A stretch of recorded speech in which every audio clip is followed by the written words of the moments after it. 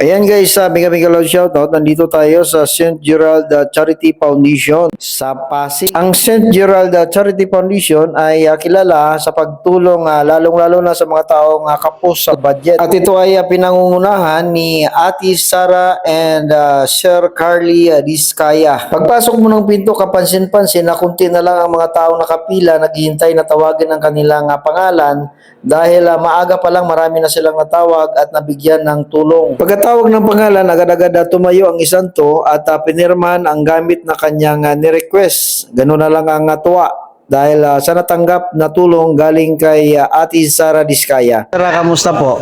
Salamat po ako na nakuha ko po Ano ba yan, sir? yung pang BP pa. Pang BP. Para sa iyo po o sa magulang mo. Ayan. So, anong masabi mo, sir, kay Ate Sara? Ma'am, boss, praise of the Lord ako. Salamat po sa binigay niyo. Tulong. Salamat, sir. Laki nga pasasalamat naman ng isang senior citizens na ito sa natanggap niyang pang BP galing kay Ate Sara Diskaya. O si Blue Patio, Bilog, Sir, anong barangay po ba sila, sir? San Miguel. Barangay San Miguel po. Sir, ano po ba yung natanggap nyo ngayong umaga sa St. Gerard Charity Foundation? Salamat na lang. Ano po yung natanggap nyo po? Ito, Ah, tawag doon.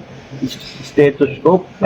Stethoscope yung Sir, sino po ba yung gagamit nung... Ako mismo. Kayo po mismo. Ano naman po yung masasabi nyo at natugunan? Maraming salamat.